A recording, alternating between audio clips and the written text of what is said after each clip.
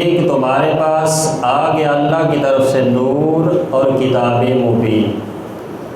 اب نور سے مراد ذات مصطفیٰ ہے۔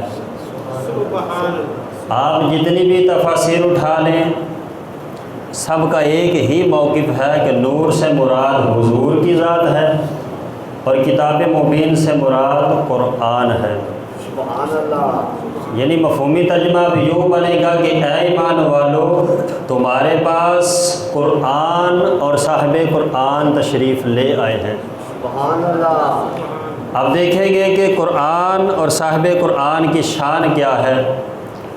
اللہ ارشاد فرماتا ہے کہ قرآن عزیز ہے وَإِنَّهُ لَكِتَابٌ عزیز، کہ بے شک کتاب عزیز ہے۔ اور محبوب کے بارے میں فرمایا کہ میرا محبوب بھی عزیز ہے۔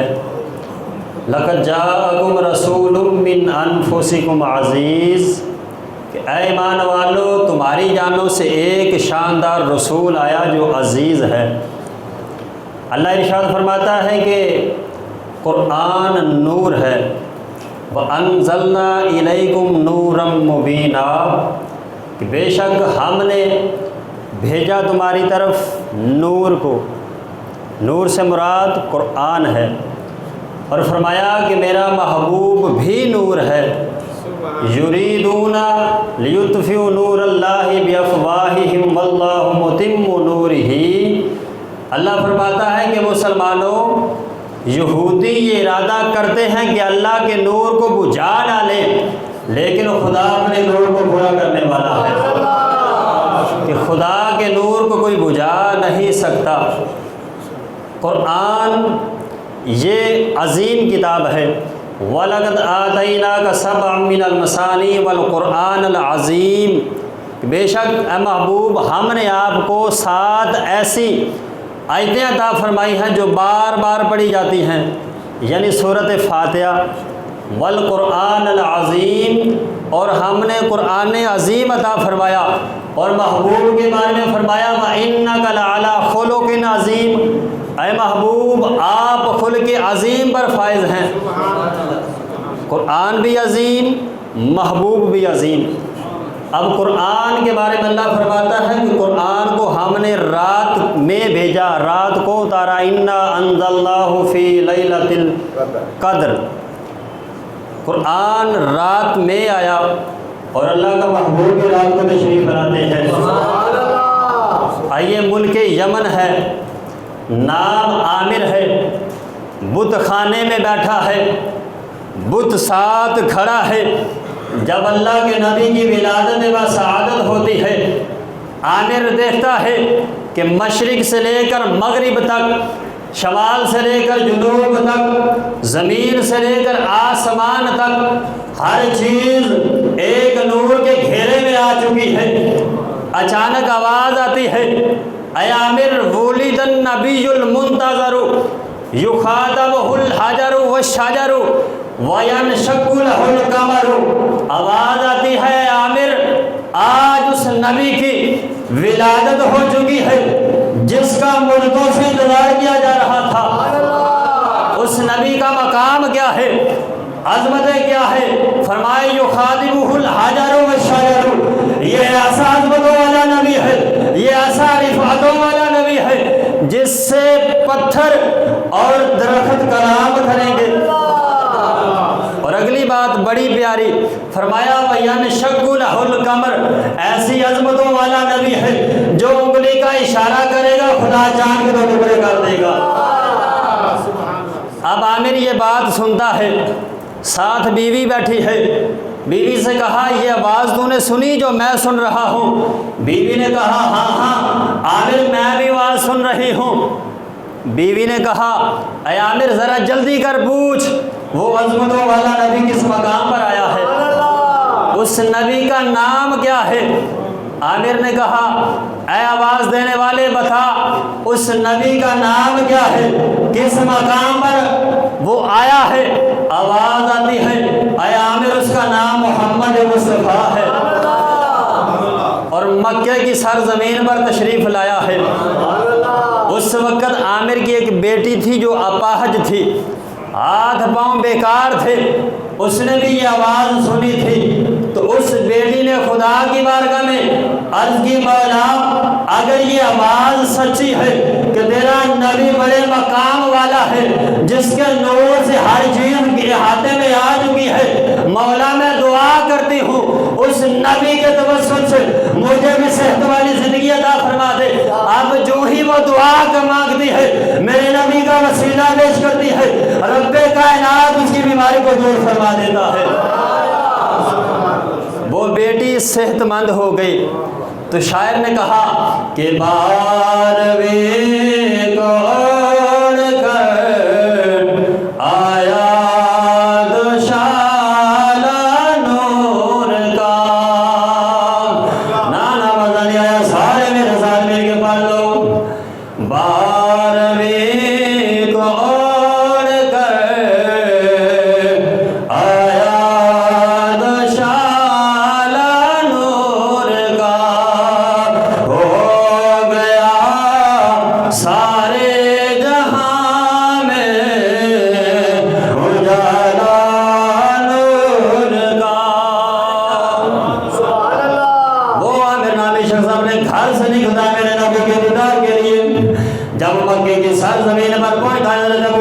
حضرت عبدالمطلب کے دروازے پر آیا، کنڈے کھڑکائے، دستک دی، حضرت ابو طالب باہر آئے۔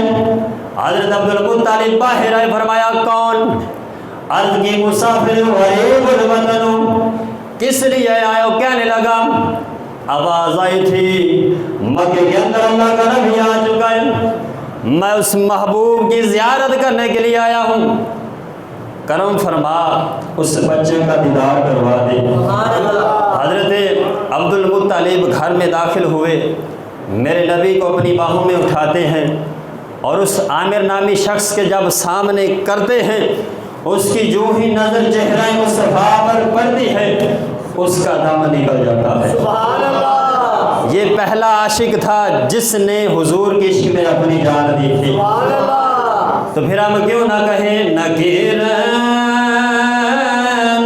کرتے ہیں تعظیم میری، نکیرن کرتے ہیں تعظیم میری، ہو کے فدا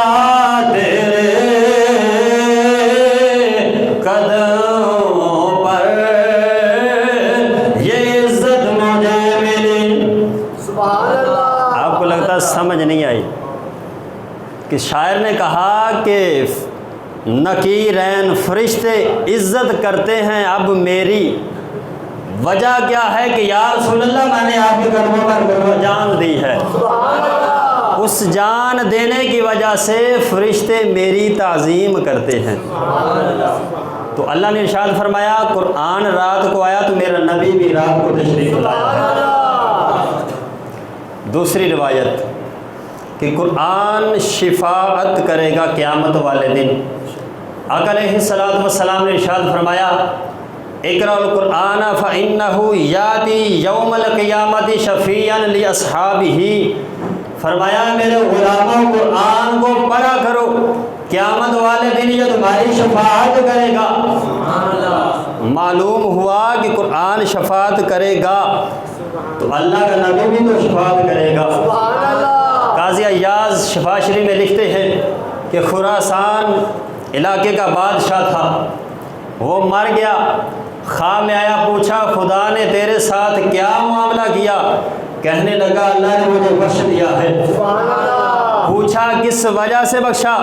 کہنے لگا میں ایک دن پہاڑ کی چوٹی پر بیٹھا تھا، میرا لشکر گزر رہا تھا، فوج گزر رہی تھی، دل میں خیال آیا کہ اگر اتنی فوج میرے پاس اس وقت ہوتی جب نبی اپنے ظاہری زمانہ حیات میں تشریف فرما تھے تو میں اپنی تمام فوج حضور کی بارگاہ میں پیش کر دیتا۔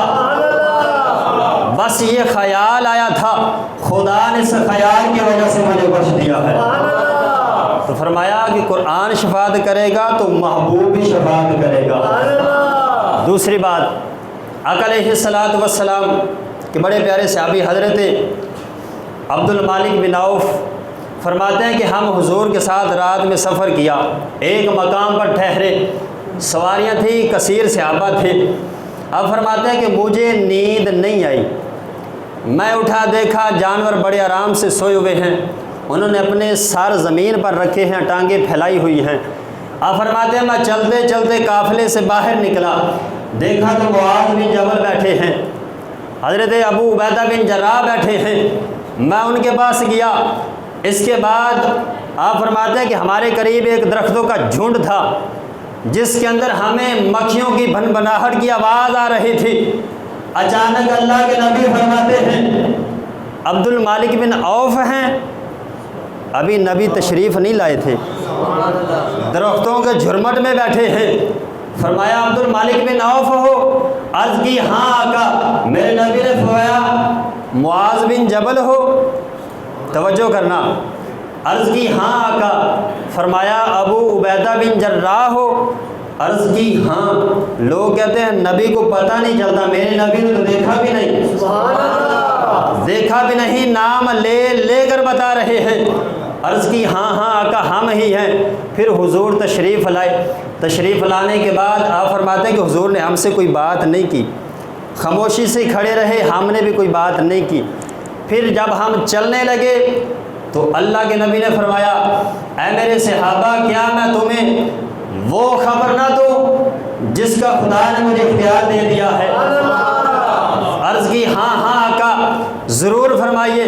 मेरे नबी ने फरमाया, अल्लाह ने फरमाया है, ए नबी आप अपनी 2/3 उम्मत को बग़ैर हिसाब किताब के जन्नत में ले जाना चाहते हैं या शफाअत को लेना चाहते हैं? तो सहाबा अर्ज़ करते हैं सोनिया फिर आपने क्या मांगा? मेरे नबी ने फरमाया मैंने शफाअत ले ली है। अर्ज़ की या रसूलल्लाह अपनी शफाअत में हमें भी शामिल फरमा लीजिए। और मुस्लिम की रिवायत फरमाया इन्ना शफाअती लिकुल्ली मुस्लिमिन, मेरी शफाअत हर मुसलमान के लिए है। तीसरी रिवायत कि जब कुरान आया तो इसके साथ फरिश्ते भी आए। अन सईद इब्न जुबैर रज़ियल्लाहु तआला अन्हु मा जाआ जिब्रीलु बिल कुरान इला नबी सल्लल्लाहु अलैहि वसल्लम इल्ला व मअहु अर्बअतम मिनल मलाइकति हिफ़्ज़ा। आप फरमाते हैं कि जब भी जिब्रील कुरान पाक लेकर अल्लाह के नबी की बारगाह में आते थे तो 4 फरिश्ते आपके साथ आते थे जो इस बात की हिफाजत करते थे कि शैतान कुरान को सुन ना सके, अल्लाह के नबी से कलाम को सुनकर कहीं वो जादूगरों को ना बता दे। 4 फरिश्ते आते थे। और फरमाते हैं कि जब सूरह बकरा नाज़िल हुई तो इसकी हर आयत में 80-80 हज़ार फरिश्ते आए हैं। कुरान आया तो 7 फरिश्ते भी आए। तो मेरे नबी जब तशरीफ़ लाए फरिश्ते तब भी आए थे। हज़रत आमिना रज़ियल्लाहु तआला अन्हा आप फरमाती हैं कि जब हुजूर की विलादत व सआदत हुई तो मैंने देखा कि आपके नूर से शाम के महल्लात रोशन हैं। चलते हुए ऊँटों की लगामें मैं देख रही हूँ।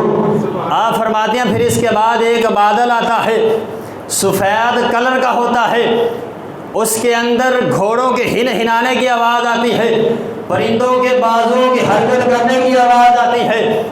आवाज़ आने के बाद फिर एक आवाज़ आती है, आज मोहम्मद को उठाओ और रूहे ज़मीन के सैर करा दो, इसे जंगलों में, सहराओं में, समंदरों में पेश करो, फरिश्तों के सामने पेश करो। आज हर चीज़ जान ले कि सबसे ज़्यादा मकाम रखने वाले मोहम्मद मुस्तफ़ा हैं, कि हर चीज़ हुजूर की अज़मत को जान ले। आप फरमाती हैं इसके बाद एक ने कहा कि हर नबी की एक खूबी उठाओ और मोहम्मद मुस्तफ़ा में शामिल कर दो। तमाम नबियों की एक खूबी अल्लाह के नबी में शामिल कर दी जाती है। फिर इसके बाद आप फरमाती हैं कि अचानक बादल ख़त्म होता है, मैं देखती हूँ कि सब्ज़ रंग का एक कपड़ा है, महबूब ने उसे थामा हुआ है, उससे पानी के कतरे गिर रहे हैं। आप फरमाती हैं कि फिर यकायक आवाज़ आती है, काबिज़ा मोहम्मद सल्लल्लाहु अलैहि वसल्लम अला दुनिया कुल्लिहा इल्ला फी खालिकिन मिन अहलिहा फी कब्ज़ती ही, आप फरमाते हैं कि आवाज़ आती है, ए दुनिया वालों, आज मोहम्मद मुस्तफ़ा ने सारी कायनात पर कब्ज़ा कर लिया है, सारी कायनात पर कब्ज़ा कर लिया। फरमाते इसके बाद 3 फरिश्ते आए जिनको मैंने देखा, एक के हाथ में चांदी का लोटा है, दूसरे के हाथ में तश्त की प्लेट है, और तीसरे के हाथ में रेशम का कपड़ा है। वो रेशम का कपड़ा खोलता है, एक मोहर निकालता है, फिर उस चांदी के लोटे से 7 मरतबा हुजूर को गुस्ल दिया जाता है। गुस्ल देने के बाद जो मोहर निकाली थी, आका के 2 शानों के दरमियान मोहर लगा दी जाती है। आप फरमाते हैं कि फिर उन फरिश्तों ने हुजूर को चंद लम्हों के लिए अपने हाथों पर उठाया और फिर मुझे देते हैं और गैब हो जाते हैं। तो अल्लाह ने फरमाया कि नबी अलैहिस्सलाम ने फरमाया जब कुरान आया तो उसके साथ फरिश्ते भी आए, तो जब हुजूर तशरीफ़ लाए तो फरिश्ते ताबो भी आए। अब क़यामत वाले दिन कुरान शफात करेगा। हज़रत मुआज़ से आका ने फरमाया, ऐ मुआज़, अगर तुम ये चाहते हो कि मैं इज़्ज़त की ज़िंदगी गुजारूँ और मिज़ान जब कायम हो, मुझे कोई परेशानी ना हो, तो फिर कुरान पढ़ो, क्योंकि कुरान ये शैतान से बचने का ज़रिया है और क़यामत वाले दिन तुम्हारे नामा अमाल को भारी बनाने का ज़रिया है। तो इससे पता चला कि कुरान क़यामत वाले दिन बंदे को बख्शवाएगा। अब आखिरी रिवायत है, मैं चाहूँगा कि आप इसकी तरफ तवज्जो करें। बड़ी ही आला और बड़ी ही मज़ेदार रिवायत।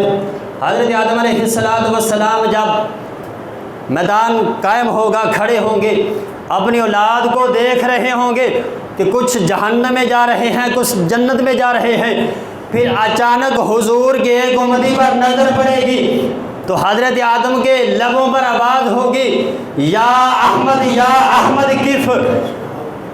आका अहमद हमारे नबी का नाम है। व मुबश्शिरम बि रसूलिन याती मिन बादिही इस्मुहु अहमद। हज़रत ईसा अलैहिस्सलातु वस्सलाम अपनी कौम को फरमाते थे कि मेरे बाद अहमद नामी नबी आएगा। तो आप फरमाते हैं कि जब क़यामत का दिन कायम होगा, हुजूर का एक उम्मती जहन्नम की तरफ जा रहा होगा, हज़रत आदम पुकारेंगे, अर्ज़ करेंगे, या रसूल अल्लाह, देखिए आपका उम्मती जहन्नम में जा रहा है। मेरे नबी वापस पलटेंगे, फरिश्तों से फरमाएंगे, ऐ फरिश्तों ज़रा ठहरो। फरिश्ते अर्ज़ करेंगे, आका हम खुदा की नाफरमानी नहीं कर सकते, खुदा का हुक्म है, हम इसको जहन्नम में फेंकेंगे। मेरे नबी खुदा की बारगाह में दुआ करेंगे, मौला तूने मुझसे वादा किया था, ऐ महबूब, हम आपको आपकी उम्मत के बारे में गमगीन नहीं होने देंगे, शर्मिंदा नहीं होने देंगे। मौला मेरा गुलाम जहन्नम में जा रहा है, मेहरबानी फरमा। खुदा फरमाएगा, ऐ फरिश्तों ठहर जाओ, मेरे महबूब की बात को सुनो। अब फरिश्ते ठहरेंगे तो आका अलैहिस्सलातु वस्सलाम फरमाएंगे, मेरे उम्मती का हिसाब दोबारा किया जाए। अब फिर उसके नामा अमाल को पलड़े में रखा जाएगा, नेकियां कम होंगी, गुनाह ज़्यादा होंगे। फिर हुजूर एक पर्ची निकालेंगे, उसके नामा अमाल में रख देंगे, जैसे ही रखेंगे नेकियां ज़्यादा हो जाएंगी। नेकियां ज़्यादा होंगी, आवाज़ आएगी, ऐ उम्मत मुस्तफ़ा के ग़ुलाम, खुदा ने तुझे बख्श दिया है। फिर जब हुजूर जाने लगेंगे तो अर्ज़ करेगा, सोने मुखड़े वाले आप बता तू है कौन। तो मेरे नबी फरमाएंगे, याद कर तो दुनिया में रहकर किसी वक्त तूने एक दफ़ा मेरी ज़ात पर दुरूद पढ़ा था, दुरूद पढ़ा था, वो तेरी अमानत मेरे पास आई थी, आज वही दुरूद निकाल कर तेरे नामा अमाल में मैंने रख दिया है। तो फरमाया कुरान शफात करेगा तो मोहम्मद मुस्तफ़ा